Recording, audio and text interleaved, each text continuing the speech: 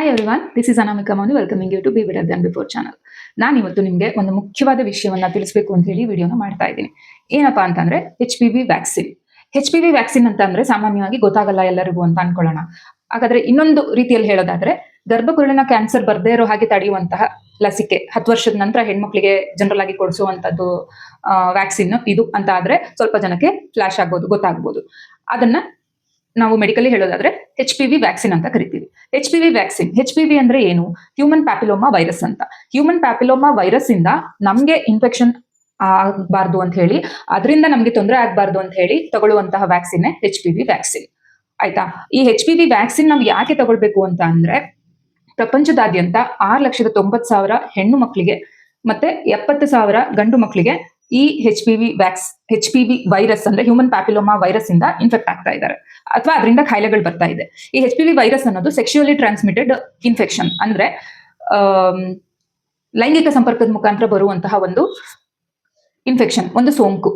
ಇದು ಬರೀ ಸೋಂಕಾಗಿ just treatment ತಗೊಂಡು ವಾಸಿ ಆಗತ್ತೆ ಅಂತ ಯೋಚನೆ ಮಾಡುವಷ್ಟು ಸುಲಭದಲ್ಲಿ ಇಲ್ಲ. ಯಾಕೆ ಅಂತ ಅಂದ್ರೆ, ನಾವು ಸರ್ವೈಕಲ್ ಕ್ಯಾನ್ಸರ್ ಅಥವಾ ಗರ್ಭಕುರುಳಿನ ಕ್ಯಾನ್ಸರ್ ಅಂತ ಏನ್ ಕರಿತೀವಿ, ಅದರದ್ದು ಮೇಜರ್ ರೀಸನ್, ಆ ಕ್ಯಾನ್ಸರ್ ಬರೋದಕ್ಕೆ ಮೇಜರ್ ಕಾರಣ ಈ ಹ್ಯೂಮನ್ ಪ್ಯಾಪಿಲೋಮಾ ವೈರಸ್. ಈ ವೈರಸ್ ಪದೇ ಪದೇ ಇನ್ಫೆಕ್ಷನ್ ಆಗಿ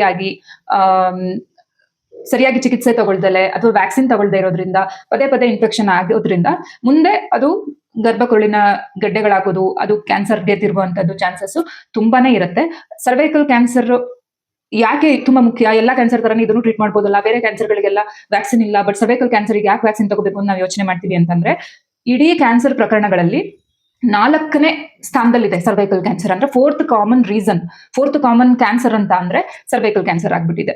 ಇನ್ನ ಕ್ಯಾನ್ಸರ್ ಇಂದ ಆಗುವಂತಹ ಪ್ರಕರಣಗಳೇನಿದೆ, ಮರಣ ಪ್ರಮಾಣ ಏನಿದೆ, ಅದರಲ್ಲಿ 3rd ಟಾಪ್ ಅಲ್ಲಿ ಇದೆ ಈ ಸರ್ವೈಕಲ್ ಕ್ಯಾನ್ಸರ್. ಅಂದ್ರೆ ಕ್ಯಾನ್ಸರ್ ಇಂದ ಸಾಯುವಂತಹ ಪ್ರಕರಣಗಳು ಏನಿದಾವೆ ಅದರಲ್ಲಿ 3ನೇ ದೊಡ್ಡ ಕಾರಣ ಸರ್ವೈಕಲ್ ಕ್ಯಾನ್ಸರ್ ಆಗ್ತಾ ಇದೆ. ಹಾಗಾಗಿ ಇದರ ಇಂಪ್ಯಾಕ್ಟ್ ದೊಡ್ಡದಿದೆ ಅಂತ ಹೇಳಿ, ಈ ಕಾಯಿಲೆ ಸರ್ವೈಕಲ್ ಕ್ಯಾನ್ಸರ್ ಬರಬಾರ್ದು ಅಂತ ಹೇಳಿ ಹ್ಯೂಮನ್ ಪ್ಯಾಪಿಲೋಮಾ ವೈರಸ್ ನ ವ್ಯಾಕ್ಸಿನ್ ಅನ್ನ ತಗೊಳ್ಬೇಕು, ಅದು ಮುಖ್ಯವಾಗಿರೋದು ಅಂತ ಹೇಳಿ ಡಿಸೈಡ್ ಮಾಡಿರೋದು.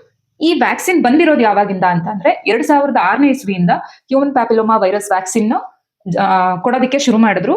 ಅದರಲ್ಲಿ ನಮ್ಮ ಇಂಡಿಯನ್ ಗವರ್ಮೆಂಟ್ ಇತ್ತೀಚೆಗೆ ಅದನ್ನ ಇಂಪ್ಲಿಮೆಂಟ್ ಮಾಡ್ಕೊಳ್ಬೇಕು ಅಂತ ಹೇಳಿ ಎಲ್ಲಾ 9 ರಿಂದ 14 ವರ್ಷದ ಮಕ್ಕಳಿಗೆ, ಹೆಣ್ಣು ಮಕ್ಕಳಿಗೆ ಈ ವ್ಯಾಕ್ಸಿನ್ ಅನ್ನ ಕೊಡಬೇಕು ಅಂತ ಹೇಳಿ ಇತ್ತೀಚೆಗೆ ಜಾರಿಗೆ ತರ್ತಾ ಇದೆ. ಇನ್ ಸದ್ಯದಲ್ಲೇ ಜಾರಿಗೆ ಬರಬಹುದು ಅದು. ಆ ವ್ಯಾಕ್ಸಿನ್ ಬಗ್ಗೆ ನಾವು ಮಾತಾಡೋದಾದ್ರೆ, ಇದರಲ್ಲಿ 3 ಥರ ಇದೆ. ಒಂದು HPV ಅಂದ್ರೆ ಹ್ಯೂಮನ್ ಪ್ಯಾಪಿಲೋಮಾ ವೈರಸ್ಗಳಲ್ಲಿ ತುಂಬಾ ಪ್ರಭೇದಗಳಿದೆ. ಅದರಲ್ಲಿ ಜಾಸ್ತಿ ಯಾವ್ದು ಸರ್ವೈಕಲ್ ಕ್ಯಾನ್ಸರ್ ಕಾರಣ ಆಗುತ್ತೆ ಅದ್ರ ವಿರುದ್ಧ ವ್ಯಾಕ್ಸಿನ್ ಕಂಡುಹಿಡಿರುವಂತದ್ದು. ಇದರಲ್ಲಿ 3 ಟೈಪ್ಸ್ ಇದೆ ಸರ್ವೈಕಲ್ ಕ್ಯಾನ್ಸರ್ ವ್ಯಾಕ್ಸಿನ್ ಅಲ್ಲಿ ಅಥವಾ HPV ವ್ಯಾಕ್ಸಿನ್ ಅಲ್ಲಿ. ಒಂದು 2 ಥರದ್ದು ವೈರಸ್ ಇಂದ ಸೋಂಕು ಆಗದೆ ಇರೋಂಗೆ ತಡೆಯುವಂತದ್ದು, ಬೈವೇಲೆಂಟ್.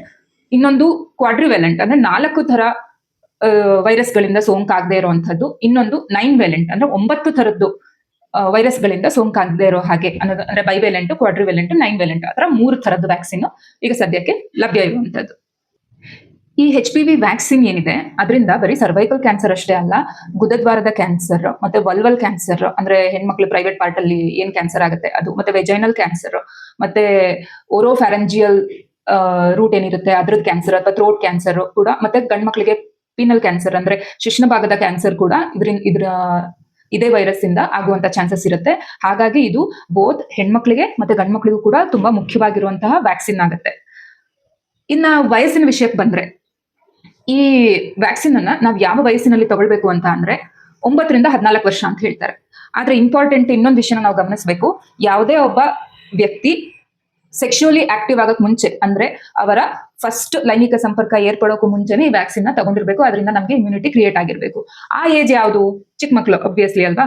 9 ರಿಂದ 14 ವರ್ಷದ ರೇಂಜ್ ಏನಿದೆ ಅದು ಈ ವ್ಯಾಕ್ಸಿನ್ ತಗೊಳ್ಳೋದಕ್ಕೆ ಸಕಾಲ. ಅಂದ್ರೆ 9 ರಿಂದ 14 ವರ್ಷದ ಮಕ್ಕಳು, ಗಂಡಾಗ್ಲಿ ಹೆಣ್ಣಾಗ್ಲಿ, ಈ ವ್ಯಾಕ್ಸಿನ್ ಅನ್ನ ತಗೊಳ್ಳೋದು ನಮ್ಗೆ ಮುಂದೆ ಸರ್ವೈಕಲ್ ಕ್ಯಾನ್ಸರ್ ಆಗ್ಲಿ, ಪೀನಲ್ ಕ್ಯಾನ್ಸರ್ ಆಗ್ಲಿ, ಅಥವಾ ವಲ್ವಲ್ ಕ್ಯಾನ್ಸರ್ ಆಗ್ಲಿ, ಅಥವಾ ಏನಲ್ ಕ್ಯಾನ್ಸರ್ ಆಗ್ಲಿ ಬರ್ದೇ ಬರುವಂತ ಚಾನ್ಸಸ್ ನ ಕಡಿಮೆ ಮಾಡುತ್ತೆ. ಯಾಕೆಂದ್ರೆ HPV ವ್ಯಾಕ್ಸಿನ್ ಇನ್ಫೆಕ್ಷನ್ ಇಂದ ನಮ್ಗೆ ಈ ವ್ಯಾಕ್ಸಿನ್, HPV ವೈರಸ್ ಇನ್ಫೆಕ್ಷನ್ ಇಂದ ಈ ವ್ಯಾಕ್ಸಿನ್ ನಮ್ಗೆ ಪ್ರೊಟೆಕ್ಷನ್ ಕೊಡುತ್ತೆ.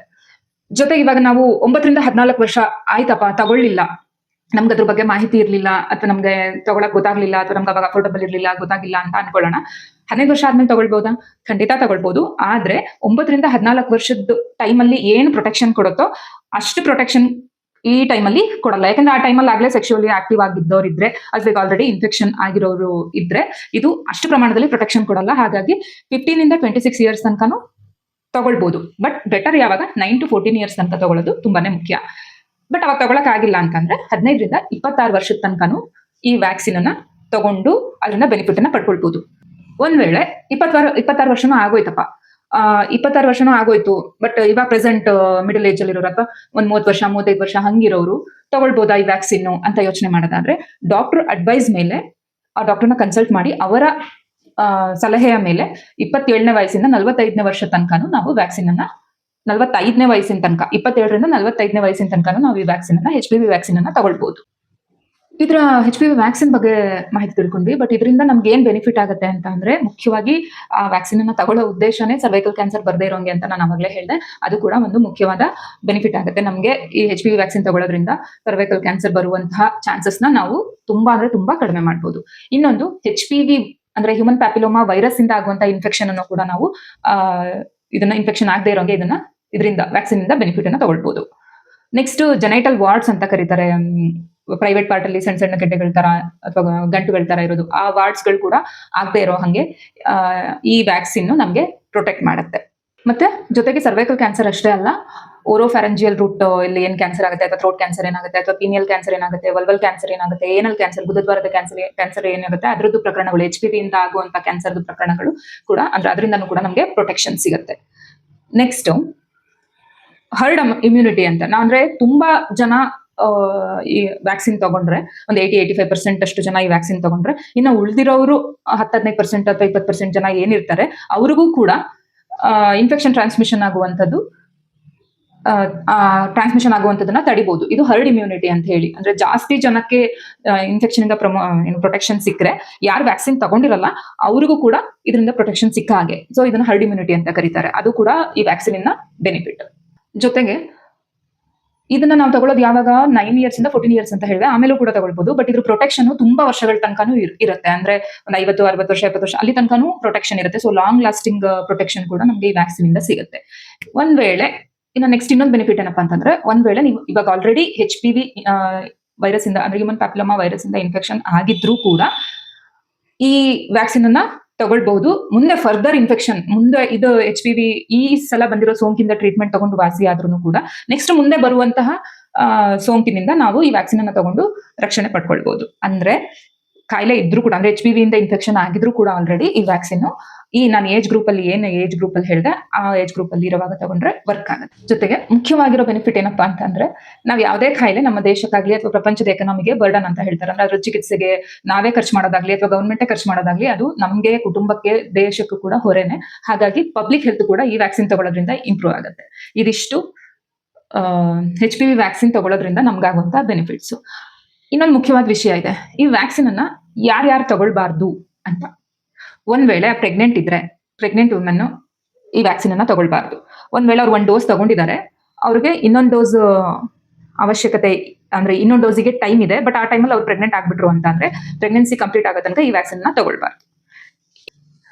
ಮತ್ತೆ ಫಸ್ಟ್ ಡೋಸ್ ಅಲ್ಲಿ ತಗೊಂಡಾಗ ಏನಾದ್ರು ಅಲರ್ಜೀಸ್ ಆಗಿದ್ರೆ ಅವರು ಸೆಕೆಂಡ್ ಡೋಸ್ ಆ ತರ ವ್ಯಾಕ್ಸಿನ್ ಅನ್ನ ಸೆಕೆಂಡ್ ಡೋಸ್ ಆಗ್ಲಿ ಥರ್ಡ್ ಡೋಸ್ ಆಗ್ಲಿ ವ್ಯಾಕ್ಸಿನ್ ಅನ್ನ ತಗೊಳ್ಬಾರ್ದು. ಇನ್ನೊಂದು ಮುಖ್ಯವಾಗಿರೋ ಇನ್ನು ಅಲರ್ಜಿ ಇರೋರು ತಗೊಳ್ಬಾರ್ದು ಯಾವ್ದಪ್ಪ ಅಂತ ಅಂದ್ರೆ, ಈಸ್ಟ್ ಅಲರ್ಜಿ ಇರೋರು. ಬ್ರೆಡ್ಗೆ ಏನ್ ಹಾಕ್ತಿವಲ್ಲ ಈಸ್ಟ್ ಅದ್ರ ಅಲರ್ಜಿ ಏನಾದ್ರು ಇತ್ತು ಅಂತ ನಿಮ್ಗೆ ಏನಾದ್ರು ಗೊತ್ತಿದ್ರೆ ಆ ಅಲರ್ಜಿ ಇರೋರು ತಗೊಳ್ಬಾರ್ದು. ಯಾವ್ದನ್ನ 9 ವೇಲೆಂಟ್ ವ್ಯಾಕ್ಸಿನ್ ಅಂತ ನಾನು ಹೇಳಿದೆ, ಆ 9 ವೇಲೆಂಟ್ ವ್ಯಾಕ್ಸಿನ್ ನ ಈಸ್ಟ್ ಅಲರ್ಜಿ ಇರೋರು ತಗೊಳ್ಬಾರ್ದು. ಯಾಕೆಂತಂದ್ರೆ ಆ ವ್ಯಾಕ್ಸಿನ್ ಅನ್ನ ಪ್ರಿಪೇರ್ ಮಾಡಕ್ಕೆ ಬೇಕರ್ಸ್ ಈಸ್ಟ್ ಅಂದ್ರೆ ಬ್ರೆಡ್ ಮಾಡೋದಕ್ಕೆ ಏನು ಈಸ್ಟ್ ಹಾಕ್ತಾರೆ ಅದನ್ನ ಹಾಕಿ ಪ್ರಿಪೇರ್ ಮಾಡಿರ್ತಾರೆ ಅಂತ. ಏನಾದ್ರು ಸಣ್ಣ ಪುಟ್ಟ ಇನ್ಫೆಕ್ಷನ್, ಜ್ವರ ಇತ್ತು, ಸಿವಿಯರ್ ಇನ್ಫೆಕ್ಷನ್ ಇತ್ತು, ಬೇರೆ ಶೀತ ಕೆಮ್ಮು ಅಥವಾ ತುಂಬಾ ಏನಾದ್ರು ಹುಷಾರಿಲ್ಲ ಅಂತಂದ್ರೆ ಅವರು ಕೂಡ ಈ ವ್ಯಾಕ್ಸಿನ್ ತಗೊಳ್ಳೋದನ್ನ ಅವಾಯ್ಡ್ ಮಾಡಬೇಕು. ಸರಿ, ವ್ಯಾಕ್ಸಿನ್ ತಗೊಳ್ಬೇಕು ಅಂತಾಯ್ತು, 9 ರಿಂದ 14 ವರ್ಷದವರೆಗೂ ತಗೊಳ್ಬೇಕು ಅಂತಾಯ್ತು. ಎಷ್ಟು ಡೋಸ್ ತಗೊಳ್ಬೇಕು ಅಂತ ನಿಮ್ಗೆ ಏನಾದ್ರು ಡೌಟ್ ಅನ್ಸಿದ್ರೆ ಅದ್ರ ಬಗ್ಗೆ ನಾನು ಇವಾಗ ಹೇಳ್ತೀನಿ. 9 to 14 ಇಯರ್ಸ್ ನಾನು ಏನ್ ಹೇಳಿದೆ, ಅವರಿಗೆ 2 ಡೋಸ್ ಸಾಕು. ಅಂದ್ರೆ ಇವಾಗ 0 ಡೋಸ್ ನಾನು ಇವತ್ತೇನಾದ್ರು ವ್ಯಾಕ್ಸಿನ್ ತಗೊಂಡ್ರೆ ಇನ್ನ 6 ತಿಂಗಳಿಂದ 1 ವರ್ಷದ ಒಳಗಡೆ ಸೆಕೆಂಡ್ ಡೋಸ್ ವ್ಯಾಕ್ಸಿನ್ ನ ತಗೊಳ್ಬೇಕು.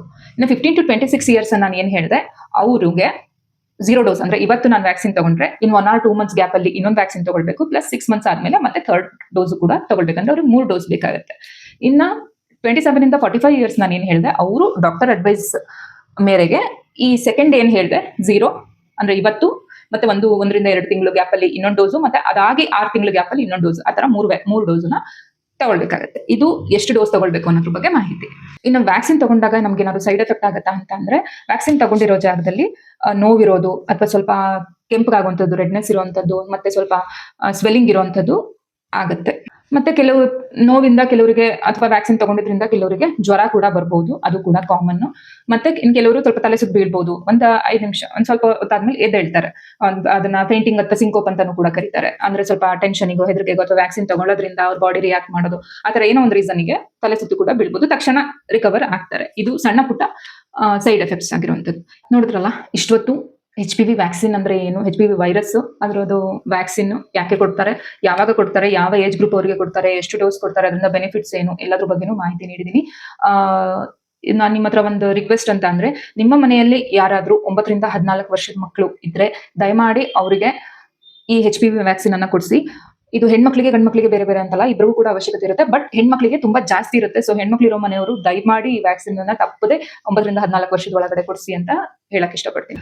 ಇವತ್ತು ನಾನು ನಿಮ್ಮ ಹತ್ರ ಶೇರ್ ಮಾಡಿರುವಂತಹ HPV ವ್ಯಾಕ್ಸಿನ್ ಬಗ್ಗೆ ಮಾಹಿತಿ ನಿಮ್ಗೆಲ್ಲರಿಗೂ ಇಷ್ಟ ಆಯ್ತಾ ಅಥವಾ ಅದರಿಂದ ಏನಾದ್ರು ನಿಮ್ಗೆ ಉಪಯೋಗ ಆಯ್ತಾ ಅನ್ನೋದ್ರ ಬಗ್ಗೆ ಕಮೆಂಟ್ ಮುಖಾಂತರ ತಿಳಿಸಿ ಅಂತ ಹೇಳ್ತಾ, that's it for today. Thank you so much for watching. This is Anamika Mauni signing off. See you in the next video. Bye.